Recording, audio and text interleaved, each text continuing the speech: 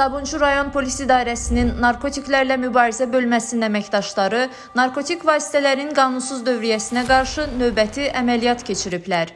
Əməliyyat zamanı narkokuryerliklə məşğul olmaqda şübhəli bilinən 32 yaşlı Ağamir Mirələmzadə saxlanılıb. Ondan 11 kiloqramdan artıq tərkibinə psixotrop maddələr əlavə edilən marixuana aşkarlanaraq götürülüb.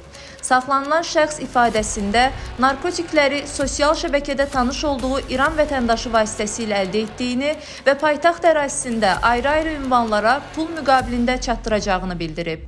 9 kilo vəsaildir. 20 yanvarda konum eləyəcəksən. Bir dənə 1 kilosu zəhmət yanında 6 kiloda inşallah özümüz dağıdacağıq yavaş-yavaş.